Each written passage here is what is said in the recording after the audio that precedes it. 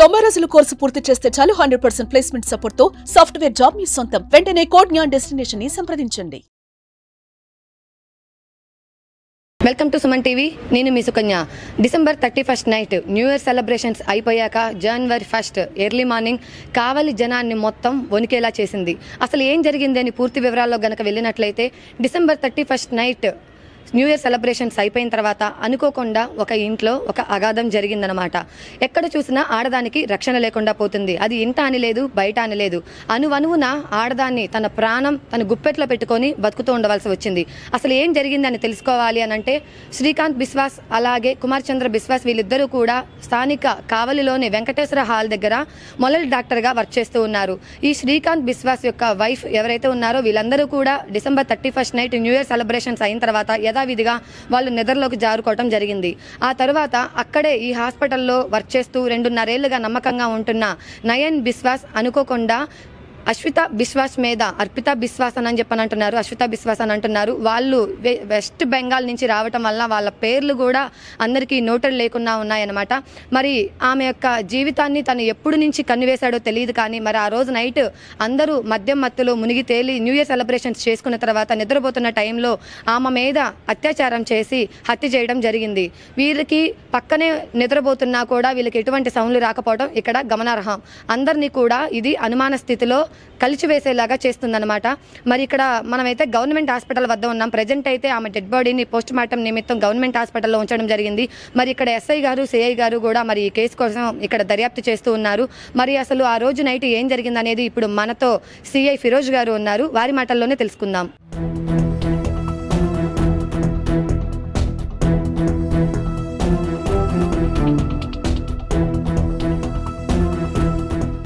నమస్తే sir.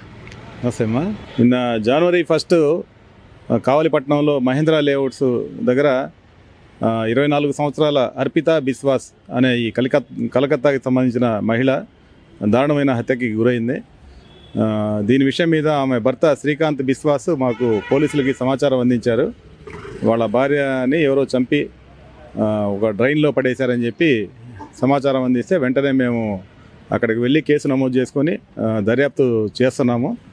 Already తల మీద ఉన్న తీవ్రమైన గాయాలని బట్టి ఎవరో దారుణంగా కొట్టి చంపారనేది అర్థమవుతుంది. అయితే అదే ఇంట్లో ఉండే నయన్ బిశ్వాస్ అనే వ్యక్తి మీద వాళ్ళు పూర్తిగా అనుమానం వ్యక్తం చేస్తున్నారు.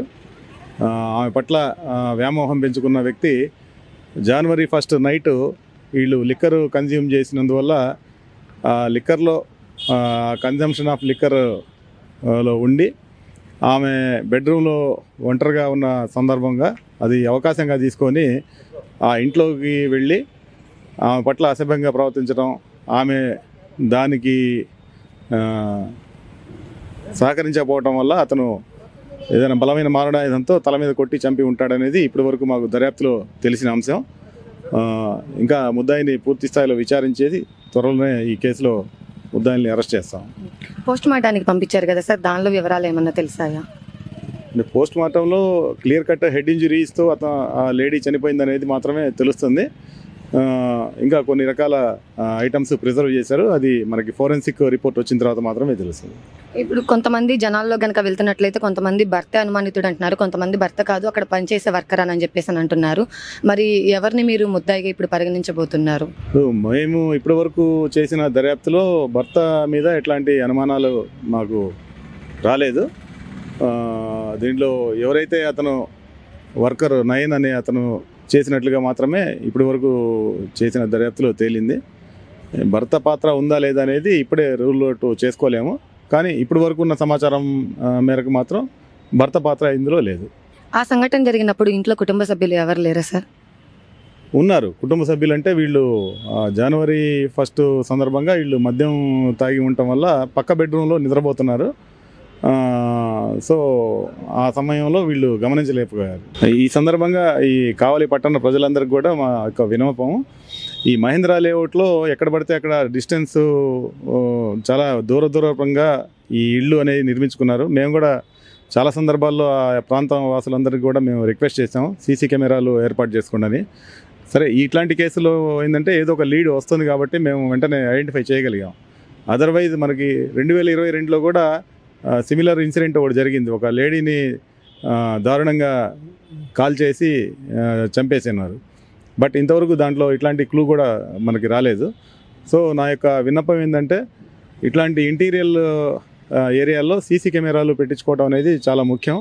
అది ఉండటం వల్ల ఏంటంటే నేరాలు నియంత్రణ చేసుకోవడమే కాదు, ఒకవేళ జరిగినా కానీ వెంటనే మేము ట్రాక్ చేయడానికి కూడా ఈజీగా ఉంటుంది. దయచేసి ఒక మహేంద్ర లేఅవుట్ అనేది కాదు, పట్టణంలో కూడా ఎవరి ఏరియాల్లో వాళ్ళు జంక్షన్ పాయింట్స్లో పెట్టుకుంటే చాలా ఉపయోగపడుతుంది. మేము మా డిపార్ట్మెంట్ వైపు నుంచి మా ఎస్పీ గారు దీని విషయం మీద చాలా ప్రోత్సహిస్తున్నారు.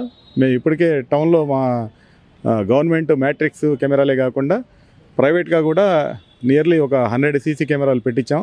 ఇది ఎవరికి వాళ్ళు పర్సనల్ ఇంట్రెస్ట్ తీసుకొని అరేంజ్ చేసుకుంటారని చెప్పి మా డిపార్ట్మెంట్ వైపు నుంచి మీ అందరికి కూడా మనవి చేసుకుంటాను. మరి సిఐ గారు చెప్పిన వివరాలను బట్టి ఇక్కడైతే పోస్ట్ మార్టం రిపోర్ట్లు పూర్తిగా వస్తే గానీ మరి ముద్దాయిలు ఎవరు అనేది పరిగణించాల్సిన విధిగా ఉంది అని చెప్పేసి అంటున్నారు. మరి దీని గురించిన పూర్తి సమాచారం కోసం మరింతసేపు వేచి ఉండండి. వెల్కమ్ టు సుమన్ టీవీ, నేను మీ Sukanya. December 31st night new year celebrations అయిపోయాక January 1st early morning Kavali జనాన్ని మొత్తం వణికేలా చేసింది. అసలు ఏం జరిగింది అని పూర్తి వివరాల్లో గనక వెళ్ళినట్లయితే December 31st night new year celebrations అయిపోయిన తర్వాత అనుకోకుండా ఒక ఇంట్లో ఒక అగాధం జరిగిందనమాట. ఎక్కడ చూసినా ఆడదానికి రక్షణ లేకుండా పోతుంది. అది ఇంట అని లేదు, బయట అని లేదు, అనువనువున ఆడదాన్ని తన ప్రాణం తన గుప్పెట్లో పెట్టుకొని బతుకుతూ ఉండవలసి వచ్చింది. అసలు ఏం జరిగిందని తెలుసుకోవాలి అని అంటే శ్రీకాంత్ బిశ్వాస్ అలాగే కుమార్ చంద్ర బిశ్వాస్ వీళ్ళిద్దరూ కూడా స్థానిక కావలిలోని వెంకటేశ్వర హాల్ దగ్గర మొలల్ డాక్టర్గా వర్క్ చేస్తూ ఉన్నారు. ఈ శ్రీకాంత్ బిశ్వాస్ యొక్క వైఫ్ ఎవరైతే ఉన్నారో వీళ్ళందరూ కూడా December 31st night new year celebrations అయిన తర్వాత యథావిధిగా వాళ్ళు నిద్రలోకి జారుకోవటం జరిగింది. ఆ తర్వాత అక్కడే ఈ హాస్పిటల్లో వర్క్ చేస్తూ 2.5 ఏళ్లుగా నమ్మకంగా ఉంటున్న నయన్ బిశ్వాస్ అనుకోకుండా అశ్విత బిశ్వాస్ మీద అర్పిత బిశ్వాస్ అని చెప్పని అంటున్నారు, అశ్విత బిశ్వాస్ అని అంటున్నారు. వాళ్ళు వెస్ట్ బెంగాల్ నుంచి రావటం వల్ల వాళ్ళ పేర్లు కూడా అందరికీ నోటెడ్ లేకుండా ఉన్నాయన్నమాట. మరి ఆమె యొక్క జీవితాన్ని తను ఎప్పుడు నుంచి కన్నువేశాడో తెలియదు. కానీ మరి ఆ రోజు నైట్ అందరూ మద్యం మత్తులో మునిగి తేలి న్యూ ఇయర్ సెలబ్రేషన్స్ చేసుకున్న తర్వాత నిద్రపోతున్న టైంలో ఆమె మీద అత్యాచారం చేసి హత్య చేయడం జరిగింది. వీరికి పక్కనే నిద్రపోతున్నా కూడా వీళ్ళకి ఎటువంటి సౌండ్లు రాకపోవడం ఇక్కడ గమనార్హం. అందరినీ కూడా ఇది అనుమాన స్థితిలో కలిచివేసేలాగా చేస్తుందన్నమాట. మరి ఇక్కడ మనమైతే గవర్నమెంట్ హాస్పిటల్ వద్ద ఉన్నాం. ప్రజెంట్ అయితే ఆమె డెడ్ బాడీని పోస్ట్ మార్టం నిమిత్తం గవర్నమెంట్ హాస్పిటల్లో ఉంచడం జరిగింది. మరి ఇక్కడ ఎస్ఐ గారు సిఐ గారు కూడా మరి ఈ కేసు కోసం ఇక్కడ దర్యాప్తు చేస్తూ ఉన్నారు. మరి అసలు ఆ రోజు నైట్ ఏం జరిగిందనేది ఇప్పుడు మనతో సిఐ ఫిరోజ్ గారు ఉన్నారు, వారి మాటల్లోనే తెలుసుకుందాం.